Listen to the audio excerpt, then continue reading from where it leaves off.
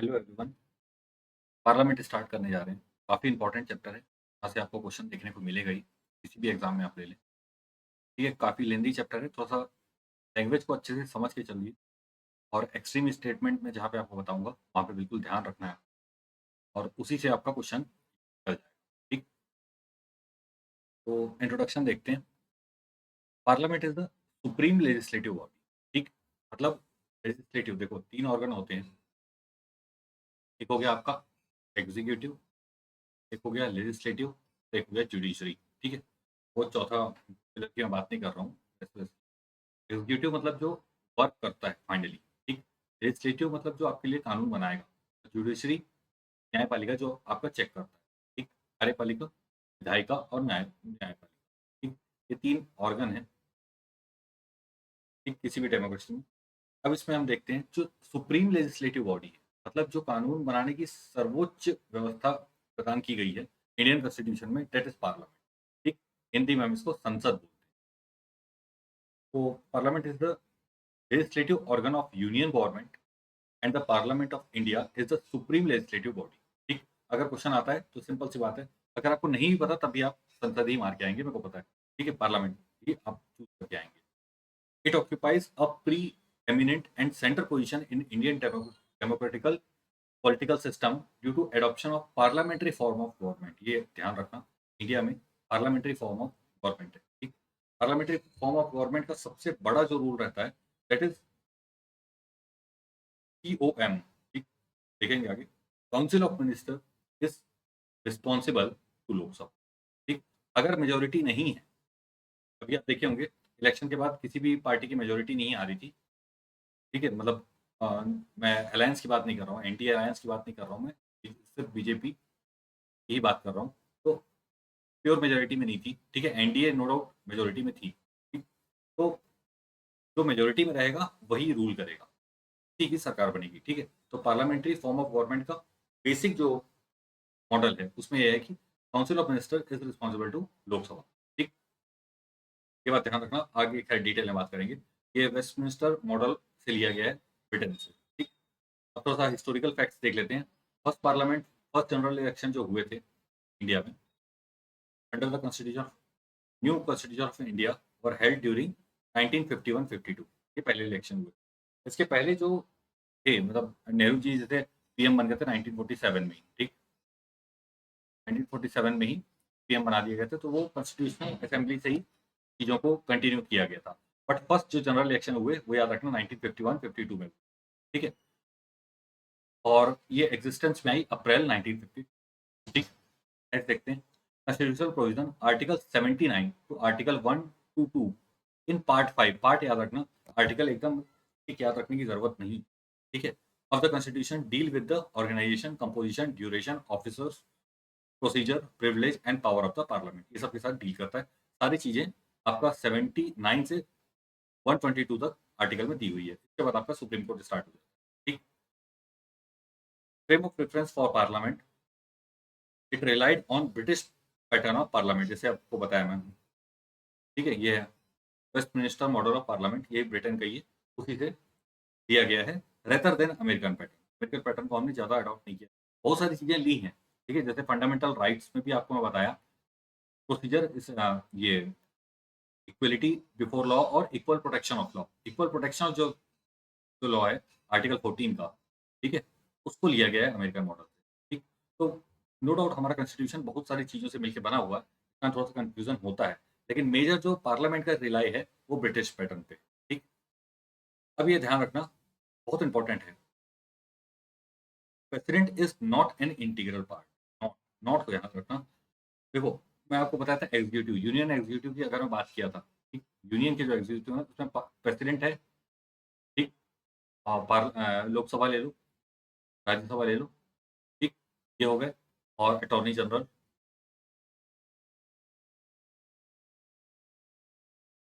और वो नहीं है तो वाइस प्रेसिडेंट, नहीं है तो वाइस प्रेसिडेंट। ठीक है, ये सबको आपको यूनियन एग्जीक्यूटिव में आपको काउंट करना है। ठीक, तो ठीक है, president is not an integral part of legislature in USA, however it is in India it is. ठीक है, अब देखो यहाँ पे दो चीजों में कंफ्यूजन होता है। कि मेंबर है, एक बात होती है मेंबर की, ठीक है? और दूसरी बात होती है पार्ट, जैसे इंटीग्रल पार्ट बोला है, ठीक है? इंडिया में इंटीग्रल पार्ट तो है, कैसे है? जैसे एक लोकसभा है, एक राज्यसभा है और एक प्रेसिडेंट है, ठीक है? यहाँ से बिल पास हुआ, यहाँ गया, यहाँ से बिल पास हुआ, इसके पास आया, अभी बिल है। जब प्रेसिडेंट साइन करेगा, तब वो बनेगा एक्ट, ठीक है? तो without the consent of president कोई भी बिल एक्ट नहीं बन सकता, ठीक? तो इंटीग्रल पार्ट तो है, बट मेंबर नहीं है। President is not the member of parliament, member नहीं है वो, ना लोकसभा का मेंबर है, ना राज्यसभा का मेंबर है, ठीक? आगे देखते हैं। ऑर्गन्स की अगर बात करें तो वही अभी मैं आपको बताया, राज्यसभा काउंसिल ऑफ स्टेट भी बोलते हैं, लोकसभा हाउस ऑफ पीपल भी बोलते हैं, ठीक? मेजर जो इलेक्शन होते हैं, जो जनरल इलेक्शन होते हैं, वो लोकसभा के होते हैं। राज्यसभा आगे का डिटेल में देखेंगे तो 2 साल में, हर 2 साल में इसके मेंबर रिटायर होते हैं, ठीक? ये एक परमानेंट ऑर्गन। नेक्स्ट है आपका प्रेसिडेंट, ठीक है? President of India is not a member, यही मैं आपको डील कर रहा था, not a member of either house and does not sit in parliament to attend its meeting, but it is an integral part of the parliament। ठीक है, part है लेकिन उसका मेंबर नहीं है, ठीक है? ये कंफ्यूजन आप बिल्कुल क्लियर रखना। अब स्टार्ट करते हैं राज्यसभा से। तो अपर हाउस भी बोलते हैं, कई बार एकदम इजी क्वेश्चन आता है तो अपर हाउस इसको बोलते हैं, दे देता है, ठीक है? It represent state and duty of the Indian union.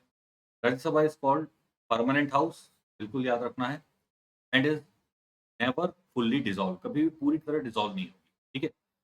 मतलब प्रोरोगेशन हो सकता है, सदन उसका खत्म खत्म हो सकता है, ठीक है? जो सत्र चलता है वो खत्म हो सकता है, लेकिन डिसॉल्व नहीं होगी लाइक लोकसभा, ठीक? Part 4 of the schedule, schedule मैं अलग से कवर कराऊंगा, उसमें आपका दिया हुआ है allocation of seats in Rajya Sabha to the state and duties, ठीक है? अब देखो ये शेड्यूल क्या है, शेड्यूल की बात कर लेते हैं। शेड्यूल क्या होता है? जैसे आप बुक पढ़ते हैं तो बुक में होता है अपेंडिक्स, ठीक है? अपेंडिक्स होता है, मतलब एक बुक है, उसके लास्ट में, लास्ट पेज में क्या क्या लिस्ट ऑफ आइटम्स जो आप नहीं, जैसे जो आप वहां पे इन्वॉल्व नहीं कर सकते, बहुत बड़ी जो लिस्ट बन रही है, ठीक है? तो वही लिस्ट को बोलते हैं हम शेड्यूल, ठीक है? शेड्यूल 1 से लेके अभी हमारे पास 12 शेड्यूल हैं, तो डिटेल में देखेंगे क्या है, क्योंकि शेड्यूल कम 5 और 6 से जनरली क्वेश्चन आता ही है, ठीक है? 7 आपका हो गया लिस्ट, लिस्ट में क्या है? यूनियन लिस्ट, कंकरेंट लिस्ट और स्टेट लिस्ट, ठीक? ये सब अपन पूरा डिटेल में देखेंगे क्या होता है, किसमें क्या है।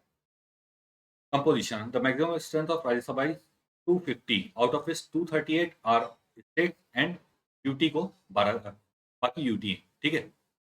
नहीं, 238 में आपका टोटल है, स्टेट और यूटी को कवर किया है, उसका इंडिविजुअल आपको जाने के लिए वो नहीं है, और इलेक्शन इसमें इनडायरेक्टली होता है, और 12 को नॉमिनेट करेगा प्रेसिडेंट, ये मैं कई बार प्रेसिडेंट में भी आपको कवर किया हूँ, ठीक है? वो literature, art, science, social services सबसे जो आते हैं उसको नॉमिनेट करता है, ठीक है?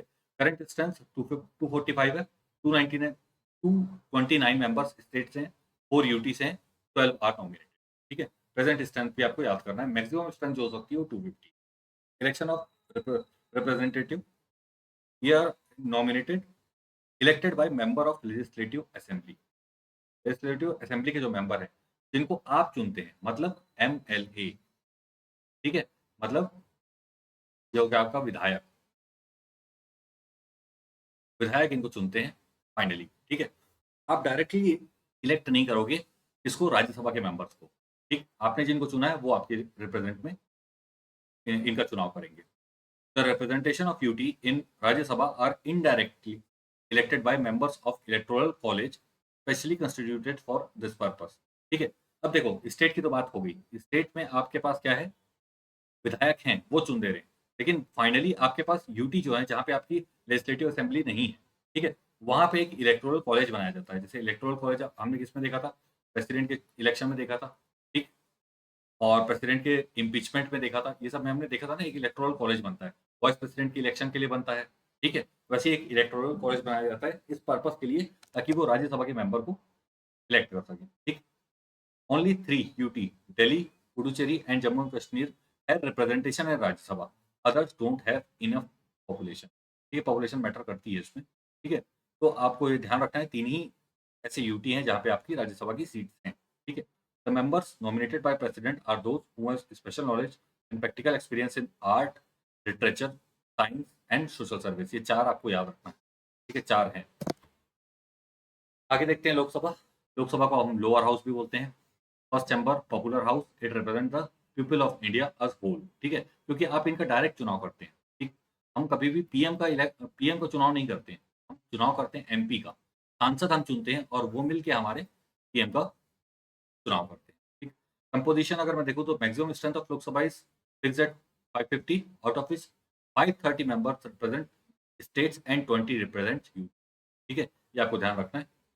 Current strength 543, out of which 530 states, 13 represent UT, ठीक। अर्लियर प्रेसिडेंट नॉमिनेट करता था 2 मेंबर्स को फ्रॉम एंग्लो इंडियन कम्युनिटी, कई बार बता चुका हूँ ये, ठीक है।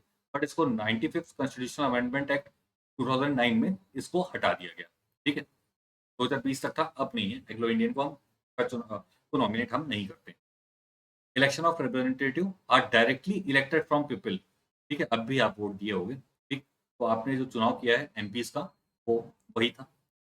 By the union territory direct election to the house of people act 1965, members of Lok Sabha of UTs are chosen bye direct election. यहाँ पे भी आपका डायरेक्ट इलेक्शन, ठीक है। ये हो गई बात आपकी लोकसभा। प्रेसिडेंट हम डिटेल में कवर कर चुके हैं, 2 वीडियो मैंने उसके, तो वहां पे आप कवर कर सकते हैं। It is the integral part of the parliament, ठीक। अब हम देखते हैं सेशन के कितने टाइप के होते हैं पार्लियामेंट में, ठीक है। अगर आप न्यूज़पेपर थोड़ा सा रेगुलरली फॉलो करते हैं, आपको ये सब चीज़ों का ज्ञान होगा, नो डाउट। देर इज देखो, there is no fix parliamentary calendar in India, ठीक है। मतलब इस डेट पे लगना है, उस डेट पे लगना है, जैसे आपका पीएससी या यूपीएससी अपना एग्जाम कैलेंडर दे देता है, वैसे ऐसा कोई फिक्स पार्लियामेंट्री कैलेंडर नहीं है, ठीक है। आर्टिकल 85 ऑफ द कॉन्स्टिट्यूशन बता क्या क्या बताता है, the president shall from time to time summon. Summon का मैं आपको पहले ही बताया, ठीक है, प्रेसिडेंट के लेजिस्लेटिव पावर में समन मतलब बुलाना, ठीक है। Each house of the parliament to meet at such time and place as he thinks fit, वो उसको जब ठीक लगेगा वो बुला लेता है, ठीक। वैसे सब सीओएम पे चलता है और पीएम पे चलता है। वो वो जब बोलते हैं तब रिक्वेस्ट करते हैं प्रेसिडेंट को, तब आता है। ये इंपॉर्टेंट है। The maximum gap between 2 session, 2 session के बीच में maximum gap can not be more than 6 month, can not be more than 6 month, ठीक। अब 6 मंथ और 6 वीक में कंफ्यूज मत होना। जब मैं ऑर्डिनेंस बताया था, ऑर्डिनेंस की जब मैं बात किया था, ठीक है, आर्टिकल 123, ठीक है, इसका रीअसेंबली होने के 6 वीक्स में इसको पास होना जरूरी है, रीअसेंबली के, ठीक है। अब देखो मैक्सिमम गैप कितना हो सकता है आपका, 6 मंथ, ठीक। और उसके 6 वीक में पास हो जाना चाहिए। मतलब मैक्सिमम लाइफ ऑफ ऑर्डिनेंस अगर मैं बोलूं, ठीक है, मैक्सिमम लाइफ ऑफ ऑर्डिनेंस, तो मान लो जिस दिन सदन सत्र खत्म हुआ, ठीक है, जिस दिन आपका सेशन खत्म हुआ उसी दिन आप प्रेसिडेंट ने ऑर्डिनेंस लाया, तो 6 मंथ मिल गया रीअसेंबली को, प्लस उसके 6 वीक में पास होना चाहिए, ठीक है। तो ये आपका मैक्सिमम लाइफ ऑफ ऑर्डिनेंस है जो प्रेसिडेंट लाता है जब कोई भी एक सदन या दोनों सदन आपके सत्र में नहीं, ठीक। ये आप ध्यान रख सकते हैं, इतना लॉजिक आप खुद से लगा सकते हैं। दोनों चीजों को मैंने मिला दिया है। मैं प्रेसिडेंट का ऑर्डिनेंस पावर उठाया है और यहाँ पे उठाया है पार्लियामेंट का maximum gap between the 2 session, ठीक। The parliament should meet at least twice, ठीक है, एक साल में 2 बार तो उसको मिलना ही है, ठीक। President may from time to time prorogue, ठीक है, रोक सकता है सत्र को। The house or either house and dissolve भी कर सकता है ऑफ हाउस ऑफ पीपल, ठीक है, लोकसभा को डिसॉल्व कर सकता है, ठीक। जैसे नया इलेक्शन करवाना है तो उसको लोकसभा को डिसॉल्व करना पड़ेगा, ठीक। By convention there are usually 3 sessions of Indian parliament. Budget session, यही सबसे लंबा सेशन होता है, ठीक है। मानसून सेशन अभी होने वाला है, और विंटर सेशन, ठीक, नाम तो सुने ही होंगे। नेक्स्ट देखते हैं procedure use during the sessions of parliament, ठीक है। अब यहाँ पे इंपॉर्टेंट टर्म्स है, कॉन्स्टिट्यूशन की लैंग्वेज है, समझना जरूरी है, ठीक है। डायरेक्ट क्वेश्चन आता है कि इसमें क्या होता है, उसमें क्या होता है, इसको कौन ला सकता है, उसको कौन ला सकता है, ठीक। पहला है समनिंग। समन मतलब बुलाना, फिर से रिपीट कर रहा हूँ। Summoning of the Parliament of India refers to the formal process of calling all the members of both the House, the Lok Sabha and Rajya Sabha, to meet for a session. Session के लिए बुलाना ही समन है। The power to summon Parliament rests with the President of India, ठीक है। However, he has do this on the based on the recommendation of cabinet committee on parliamentary affair. ठीक है, parliamentary committees रहती है, वो रिफर करती है कि हाँ हमको ये एक्ट लाना है, अब हमको सेशन वो करना है। ठीक, नेक्स्ट टर्म है आपका एडजॉर्नमेंट। ठीक, adjournment means to suspend the work in a sitting for a specified time. ठीक है, विच में बी आवर डे वीक्स। ठीक, मतलब इस और अनिश्चित काल के लिए, मतलब कुछ टाइम के लिए आपकी जो बैठक है उसको स्थगित कर दिया गया। ठीक, मान लो बहुत ज़्यादा पार्लियामेंट चल रही थी, वहाँ बहुत ज़्यादा हंगामा हो गया। ठीक है, तो एडजर्नमेंट कर दिया। ठीक है, ये आपका स्पीकर ही कर सकता है। स्पीकर बोलेगा चलो यार बहुत हल्ला हो रहा है, बाद में मिलते हैं। ठीक, तो ये कुछ घंटों का भी हो सकता है, दिन का भी हो सकता है, वीक का भी हो सकता है। ठीक है, एडजॉर्नमेंट। नेक्स्ट टर्म है आपका एडजर्नमेंट सिन डाई। ठीक, means terminating a sitting of parliament for an indefinite period. अब पता नहीं कितने पीरियड के लिए, यहाँ पे कुछ था, मतलब बाद में बुलाएगा ही बुलाएगा। ठीक है, लेकिन अगर सिन डाई अगर कर दिया, ठीक है, सिन डाई भी आपका स्पीकर ही करता है। ठीक है, अनिश्चितकालीन के लिए वो स्थगित कर देगा पार्लियामेंट को। ठीक, अब इसके बाद प्रेसिडेंट आएगा और वो बोलेगा नहीं भाई हम प्रोरोग कर रहे हैं। ठीक है, वो प्रोरोग कर देगा और फाइनली जो आपकी बैठक थी, जो सेशन था वो समाप्त हो जाएगा। ठीक, एडजर्न सिन डाई, ये देखो ये दोनों जो है एडजर्नमेंट और एडजर्न सिन डाई, दोनों आपका स्पीकर करेगा, समन आपका प्रेसिडेंट करेगा और प्रोरोग भी आपका प्रेसिडेंट करेगा। ठीक है, in other words when the house is adjourned without naming a day for reassembly, it is called adjournment sine die. ठीक, नेक्स्ट देखते हैं prorogation. Prorogation refers to the formal ending of the session.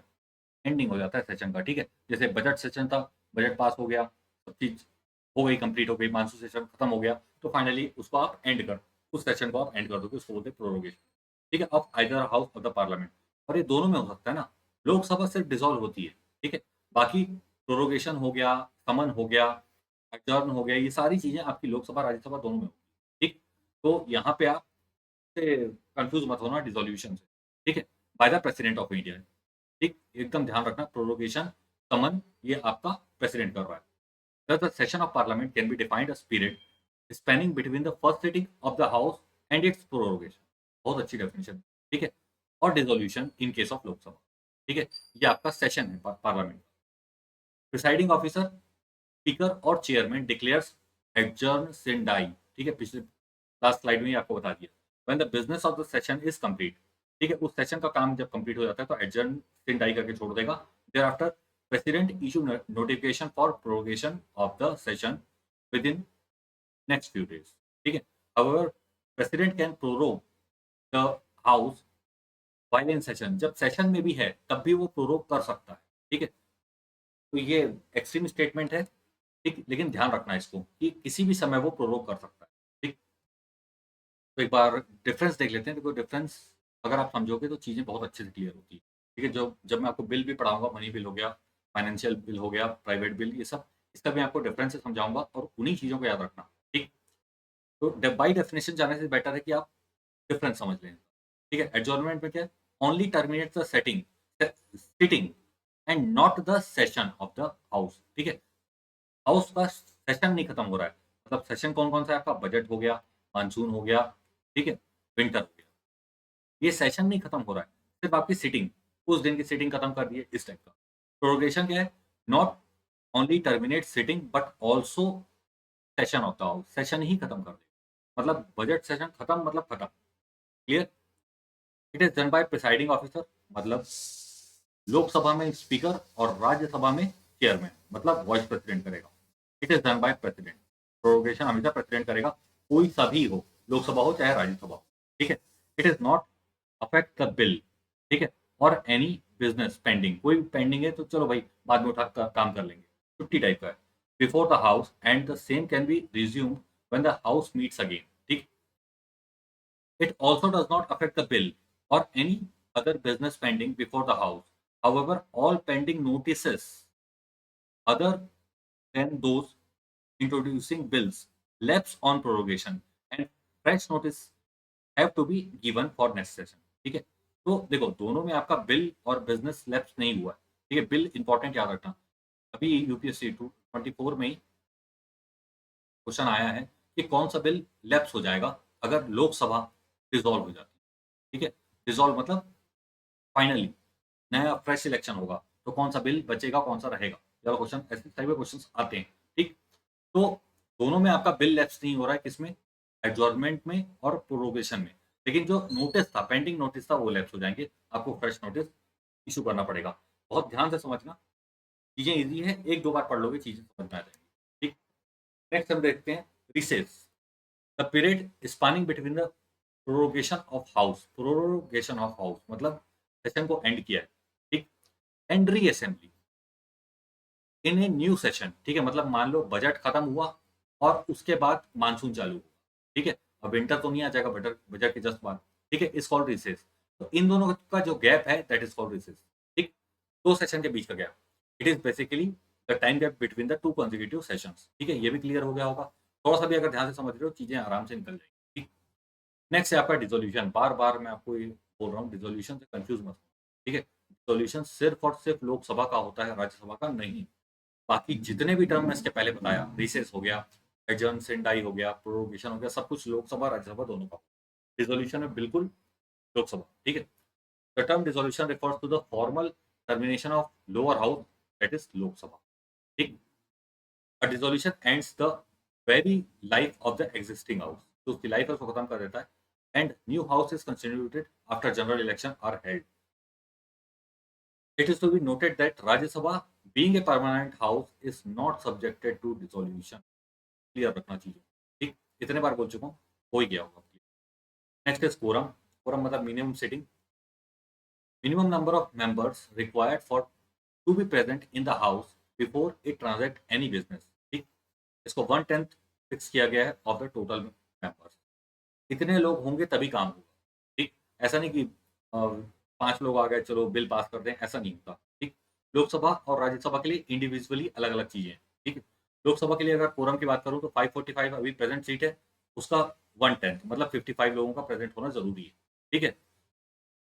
और राज्यसभा के लिए आपकी 250 seats हैं, 1/10 25 लोगों का प्रेज़ेंट होना ज़रूरी है टू ट्रांज़ैक्ट एनी बिज़नेस, ठीक?